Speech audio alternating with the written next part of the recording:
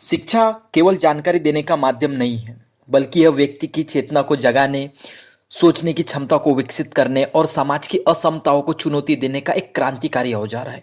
भारत के महान समाज सुधारक महात्मा ज्योतिराव फुले ने इसी दृष्टि को अपनाया। उन्होंने शिक्षा को सामाजिक मुक्ति और न्याय का साधन माना और उसे वंचित वर्गों के हाथों में सौंपने के लिए आजीवन संघर्ष किया। फूले का मानना था कि हर बच्चा जन्मजात जिज्ञासु और सोचने की क्षमता से भरपूर होता है, विशेषतः जो न केवल सामाजिक घटनाओं को समझ सकते हैं बल्कि उन पर प्रश्न भी उठा सकते हैं। उनके लिए लेखन केवल एक अकादमिक क्रिया नहीं था, बल्कि एक सामाजिक संवाद, आत्म अभिव्यक्ति और आलोचना का माध्यम था। महात्मा फुले ने शिक्षा को केवल व्यक्तिगत उन्नति तक सीमित नहीं रखा। उन्होंने कहा कि यदि शिक्षा समाज की विषमताओं को नहीं तोड़ती, यदि वह लोगों को सवाल पूछने की शक्ति नहीं देती, तो वह केवल शासक वर्गों के लिए उपयोगी ज्ञान है। फुले का शिक्षण शास्त्र पेडागॉजी अनुभव आधारित, संवादात्मक और आलोचनात्मक चिंतन पर आधारित था। उन्होंने अपने स्कूल में पाठ्य पुस्तकों से परे जाकर बच्चों को जीवन से जोड़ने वाले मुद्दों पर लिखने और सोचने को प्रेरित किया। उन्होंने बच्चों से जातिगत भेदभाव, स्त्री शिक्षा और श्रमिकों के अधिकारों पर लिखने को कहा। इससे बच्चे में न केवल भाषा कौशल विकसित हुआ, बल्कि उन्होंने समाज की असमताओं को समझने और उस पर प्रतिक्रिया देने का आत्मबल भी पाया। महात्मा फुले की लिखित कृतियां उनके शैक्षणिक सोच का आईना है। गुलामगिरी 1873, इस ग्रंथ में उन्होंने भारतीय समाज की ब्राह्मणवादी सत्ता संरचना की तीव्र आलोचना की और शूद्र अतिशूद्र की दशा को गुलामी की संज्ञा दी। यह पुस्तक उस समय के शिक्षकों और छात्रों को समाज के असमता ढांचे पर सोचने और उन्हें चुनौती देने के लिए प्रेरित करती थी। तृतीय रत्न नाटक, इसमें स्त्री शिक्षा और विधवा पुनर्विवाह जैसे मुद्दों को नाटक के रूप में प्रस्तुत किया गया है, जिससे छात्रों में न केवल साहित्यिक रुचि जागृत हुई बल्कि सामाजिक सरोकार पर भी संवाद की क्षमता भी विकसित हुई।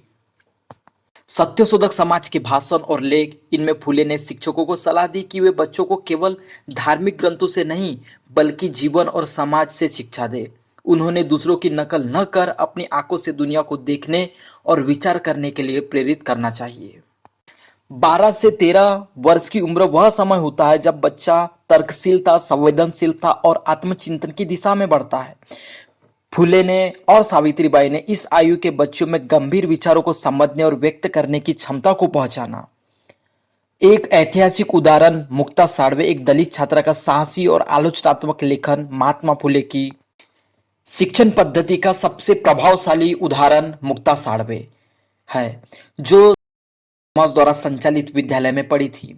केवल 13 वर्ष की उम्र में वर्ष 1855 में उन्होंने एक अत्यंत प्रभावशाली निबंध लिखा, मांग महार की दुर्दशा, जिसमें उन्होंने ब्राह्मणवादी समाज की अमानवीयता, दलितों की दयनीय दशा और शिक्षा के अधिकारों से वंचित किए जाने की सख्त आलोचना की। मुक्ता साड़वे का यह लेख सामाजिक इतिहास में एक क्रांतिकारी दस्तावेज है, जहां एक किशोरी ने समाज के अन्यायपूर्ण ढांचे को बेबाकी से चुनौती दी। उन्होंने लिखा, जब तक हमें शिक्षा नहीं मिलेगी तब तक हम मनुष्य नहीं बन सकते। इस लेख से यह प्रमाणित होता है कि फुले की आलोचनात्मक और संवेदनशील शिक्षा पद्धति ने वंचित तबके की लड़कियों को भी और वैचारिक शक्ति और आत्मविश्वास से भर दिया और वे 12 से 13 वर्ष की उम्र में भी सामाजिक असमताओं को समझने और चुनौती देने में सक्षम थी।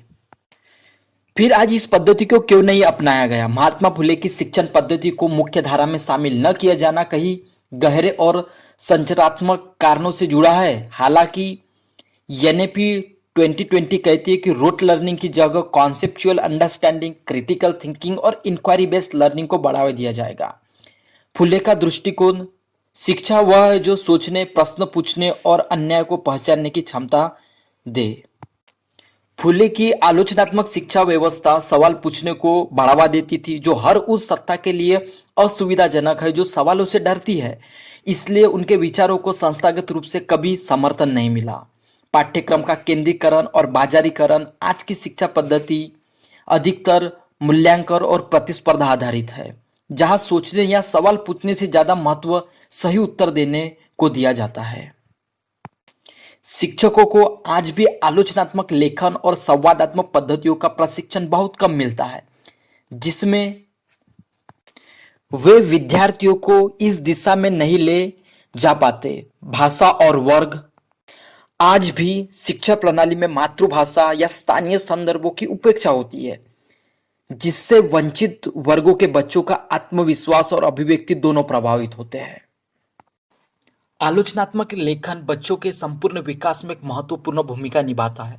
जब बच्चे अपने अनुभवों, विचारों और भावनाओं को शब्दों में ढालते हैं तो वो न केवल स्वयं को बेहतर समझते हैं बल्कि समाज को भी गहराई से देखने लगते हैं। यह प्रक्रिया उन्हें सोचने की स्वतंत्रता देती है और आत्मविश्वास से भरती है।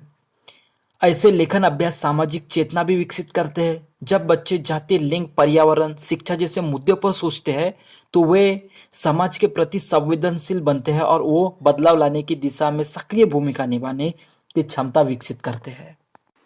यदि महात्मा फुले की शिक्षा पद्धति को आज के शिक्षा तंत्र में शामिल किया जाए तो इसके प्रभाव व्यापक और सकारात्मक हो सकते हैं।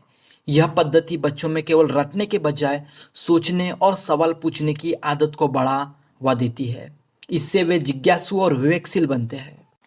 शिक्षा में सामाजिक समानता का विचार आने से वंचित वर्गों, महिलाओं और पिछड़े तबकों को भी समान अवसर मिलते हैं, जिससे समाज में न्याय और समावेशिता बढ़ती है। मातृभाषा में शिक्षा दिए जाने से बच्चे अपनी भाषा और संस्कृति से जुड़ाव महसूस करते हैं, जो उनमें आत्मगौरव और सांस्कृतिक समझ विकसित करता है।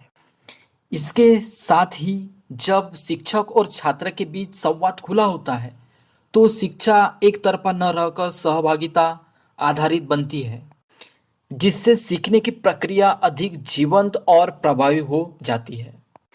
इस प्रकार आलोचनात्मक लेखन और संवादात्मक शिक्षा बच्चों में आत्मविश्वास, नेतृत्व क्षमता, सामाजिक जिम्मेदारी और अभिव्यक्ति कौशल को भी विकसित करती है। शिक्षा केवल ज्ञान देने का माध्यम न रहकर सामाजिक सुधार और परिवर्तन का एक सशक्त उपकरण बन सकती है। धन्यवाद दोस्तों।